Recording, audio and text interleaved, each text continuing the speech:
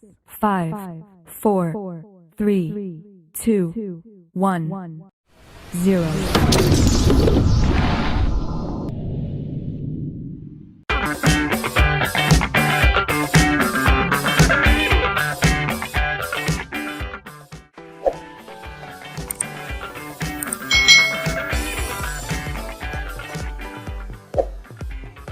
Hai. Selamat datang di channel YouTube Kak Citra. Apa kabar nih adik-adik semuanya? Kak Citra berharap kalian dalam keadaan yang baik, sehat dan siap untuk belajar ya. Hari ini kita akan belajar bersama-sama untuk mata pelajaran tematik kelas 6. Kita belajar di tema 5, Wira Usaha, subtema 2, Usaha di Sekitarku, pembelajaran yang ketiga. Mari adik-adik kita belajar dengan penuh semangat ya. Tahukah kamu bahwa ada juga wirausaha di bidang olahraga? Ya, bagi mereka yang memiliki keterampilan dan minat, banyak juga peluang usaha di bidang olahraga. Contohnya adalah wirausaha membuka toko peralatan olahraga. Itu termasuk wirausaha juga loh adik-adik. Adik-adik, apakah kamu masih ingat cara melakukan langkah awal dalam senam irama? Mari kita ingat kembali ya tentang senam irama. Apa itu senam irama? Senam irama atau disebut juga dengan senam ritmik adalah gerakan senam yang dilakukan dengan mengikuti irama musik. Nah, senam irama ini dapat juga dilakukan dengan menggunakan alat. Contohnya gada, simpai, tongkat, bola, atau pita. Ini sering digunakan pada senam irama. Lalu dalam senam irama itu ada langkah biasa. Nah, langkah biasa gerakannya seperti ini. Jadi kalian sudah ingat ya, pada pembelajaran sebelumnya Kak Citra sudah jelaskan tentang langkah biasa ini. Jadi seperti kita berjalan biasa ya. Langkahkan kaki kiri dan kaki kanan secara bergantian. Tangan juga mengayun adik-adik. Lalu dalam senam irama ini ada langkah rapat. Nah, langkah rapat itu awalnya kita berdiri dengan sikap tegak dan rileks. Lalu langkahkan kaki kanan ke depan, kedua lengan mengayun di samping badan.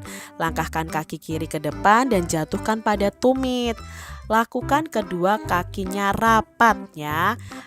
Hitungan pertama melangkahkan kaki kanan, hitungan kedua melangkahkan kaki kiri, dan hitungan ketiga kaki dalam posisi rapat. Berikutnya ada langkah keseimbangan, itu berdiri tegak. Hitungan pertama langkah kaki kiri ke depan, hitungan kedua kaki kanan menyusul melangkah ke depan. Sebelum kaki kanan menapak, tumit masih terangkat ya, kaki kiri mundur dan diikuti kaki kanan mundur merapat. Nah, di sini diperlukan irama 3/4 atau 4/4 pada langkah keseimbangan. Berikutnya ada langkah depan. Nah, sikap awal berdiri tegak, kedua tangan di pinggang. Hitungan pertama langkahkan kaki ke depan dan hitungan kedua kaki kiri menyusul dan bersama-sama melangkah dengan kaki kanan. Lakukan secara bergantian. Itu langkah dalam senam irama. Setelah berlatih melakukan gerakan awal, sekarang kita akan belajar melanjutkan gerakan dalam senam irama. Nah, ini adalah langkah 3. Adik-adik amati sikap awalnya seperti apa. Lalu hitungan pertama ya, kaki kanan maju ke depan ya. Lalu hitungan kedua, kaki kiri menyusulnya adik-adik. Lalu kaki kanan melangkah, kaki kiri melangkah. Berikutnya langkah ganti. Nah, posisinya seperti ini adik-adik. Coba kalian praktekkan ya. Dari sikap awal, lalu hitungan pertama itu kaki kanan melangkah, hitungan kedua kaki kiri itu diangkat, hitungan ketiga kaki kanan diangkat, lalu kaki kanan melangkah. Itu langkah ganti. Berikutnya ada langkah pantul. Nah, langkah pantul itu memantulkan langkah kita. Jadi sikap awalnya seperti ini, lalu kaki kanan ke depan ya. Kaki kirinya di bagian belakang, kaki kiri ke depan, kaki kanan itu di belakang, itu diangkat. Lalu kaki kanannya yang belakang tadi itu letakkan di tanah lagi, lalu kaki kiri yang ada di depan itu diangkat. Jadi seperti junjit begitu, seperti kursi goyang itu adik-adik. Itu adalah langkah pantul. Berikutnya ada langkah silang lingkar. Nah, ada langkah silang lingkar itu berarti menyilangkan kaki ke bagian depan secara bergantian dari kaki kiri lalu kaki kanan. Seperti itu ya, hitungannya 1 sampai 4. Nah, adik-adik, berolahraga secara teratur itu baik untuk kesehatan kita. Tahukah kamu bahwa ternyata medan magnet juga berpengaruh terhadap kesehatan? Loh, berpengaruh apa ya kepada kesehatan? Yuk kita pelajari bersama-sama. Manfaat magnet untuk kesehatan sudah dikenal sangat lama. Masyarakat Tiongkok dan India kuno telah membuktikan bahwa penggunaan batu yang menghasilkan magnet dapat mengatasi berbagai macam penyakit loh. Mereka sudah mengenal hal tersebut lebih dari 2000 tahun yang lalu. Adik-adik tentunya masih ingat macam-macam atau jenis-jenis dari magnet. Ada magnet batang, magnet silinder, magnet jarum, magnet ladam, dan magnet lingkaran. Nah, pada magnet ini itu adalah suatu benda yang dapat menarik benda logam di sekitarnya karena memiliki medan magnet. Setiap magnet sendiri memiliki 2 kutub, yaitu kutub selatan dan kutub utara. Apa saja jenis-jenis magnet yang kamu ketahui? Nah, ada magnet alami dan magnet buatan. Lalu apa arti simbol U dan S yang terdapat pada magnet? Nah, U itu utara yang menunjukkan kutub utara pada magnet, sedangkan S itu artinya selatan yang menunjukkan kutub selatan magnet. Jelaskan perbedaan bentuk masing-masing magnet. Nah, masing-masing magnet ini memiliki bentuk yang berbeda-beda. Magnet batang itu merupakan magnet yang berbentuk balok. Lalu magnet silinder merupakan magnet yang berbentuk tabung. Magnet jarum merupakan magnet yang berbentuk jarum yang mengarah ke 2 arah yang berlawanan. Magnet lada merupakan magnet yang berbentuk seperti huruf U, dan magnet lingkaran sendiri merupakan magnet yang berbentuk lingkaran seperti pil obat ya adik-adik ya. Nah, adik-adik, sifat-sifat magnet itu yang pertama memiliki gaya tarik, terutama menarik benda-benda yang bersifat magnetis. Kita sudah pelajari pada pembelajaran sebelumnya, benda-benda logam itu termasuk benda magnetis yang bisa ditarik oleh magnet. Memiliki 2 buah kutub, yaitu kutub utara dan kutub selatan. Kalau kutub senama itu didekatkan maka akan tolak-menolak. Misalnya kutub utara dengan kutub utara didekatkan pada magnet, itu mereka akan saling tolak-menolak, tidak mau menarik atau tidak mau menempel. Tetapi kalau kutub tidak senama itu didekatkan, misalnya kutub utara di magnet 1, yang berikutnya magnet kedua itu kutub selatan, kalian dekatkan maka akan saling tarik menarik atau menempel. Nah, magnet ini memiliki gaya yang dapat menembus benda tertentu. Misalnya kertas, plastik, itu mereka bisa tembus adik-adik. Magnet dapat menarik benda-benda tertentu, terutama benda-benda logam yang bersifat magnetis. Nah, adik-adik ya harus ingat ya, yang bersifat magnetis. Adik-adik masih ingat kan, di sini ada beberapa benda yang bisa ditarik dan tidak ditarik oleh magnet. Pensil tentunya tidak bisa ditarik. Peniti bisa ditarik ya adik-adik ya. Penghapus tidak bisa. Paku bisa ditarik oleh magnet. Penjepit kertas bisa ditarik magnet. Sisir tidak bisa ditarik oleh magnet.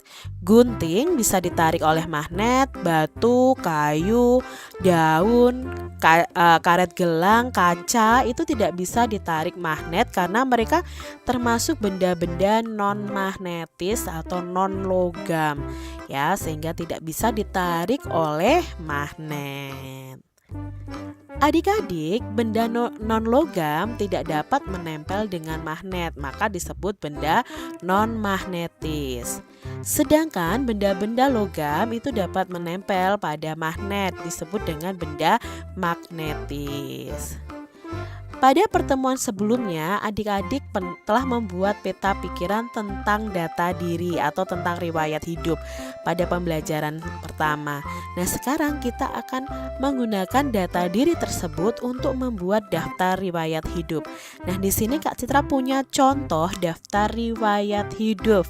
Nah, di sini yang bertanda tangan di bawah ini dijelaskan nih data dirinya dari nama, jenis kelamin, tempat tinggal, status ya, tempat tanggal lahir, kewarganegaraan, agama, nomor HP, email, lalu pendidikan formalnya dari SD sampai mungkin S1. Kalau kalian saat ini masih SD ya mungkin kalian bisa nuliskan TK, lalu SD kalian, lalu pengalamannya apa, minat dan bakatnya apa, lalu yang terakhir itu diberi tanda tangan. Ingat, daftar riwayat hidup itu biasanya digunakan untuk melamar pekerjaan atau mengikuti suatu kegiatan. Apa yang dimaksud dengan daftar riwayat hidup? Nah, daftar riwayat hidup adalah lembaran kertas yang berisi gambaran diri seseorang yang meliputi identitas, riwayat pendidikan, serta pengalaman seseorang atau yang lainnya. Apa tujuan kita membuat daftar riwayat hidup? Nah, tujuannya biasanya digunakan untuk melamar pekerjaan, untuk mengetahui identitas dan riwayat hidup kita. Apa saja yang perlu dicantumkan dalam daftar riwayat hidup? Nah, yang perlu dicantumkan adalah identitas diri, riwayat pendidikan, riwayat pekerjaan, dan keterangan lainnya. Nah, di sini ada petunjuk pengisian daftar riwayat hidup. Dari data diri kita harus mencantumkan secara jelas adik-adik. Lalu bidang yang diminati. Tuliskan bidang yang akan kalian minati. Jadi kalau melamar pekerjaan pada bagian apa? Kalau kalian melamar suatu organisasi pada bagian apa yang kalian minati? Lalu kalian bisa tuliskan riwayat pendidikan dari TK ya, SD, SMP, SMA. Nah, kalau daftar riwayat hidupnya itu untuk ekstrakurikuler atau kursus, itu kalian bisa cantumkan di situ. Berikan juga kecakapan atau keterampilan yang kamu miliki. Lalu kesimpulan. Nah, di bagian kesimpulan itu biasanya ada kesimpulannya itu berupa sikap dan keterampilan yang menonjol pada diri kita yang mendukung bidang yang kita pilih. Misalnya Kak Citra ini mendaftar sebagai seorang guru, maka bidang yang diminati adalah ya tentang keguruan, misalnya seperti itu. Kalau kalian misalnya mendaftar ke pekerjaan dalam bidang teknologi, dalam bidang komputer, ya keahlian kalian ya dalam bidang komputer. Seperti itu daftar riwayat hidupnya. Nah, ini adalah contoh belangko kosong tentang daftar riwayat hidup.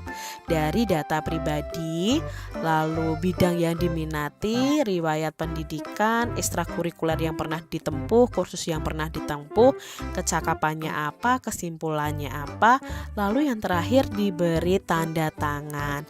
Coba adik-adik sekarang belajar membuat daftar riwayat hidup. Nah, kalian bisa seakan-akan mendaftar atau melamar suatu pekerjaan, lalu kalian diminta untuk membuat daftar riwayat hidup, sehingga kalian bisa tuliskan di selembar kertas ya, di kertas HVS boleh, di kertas folio juga boleh, untuk kalian membuat daftar riwayat hidup. Begitu adik-adik.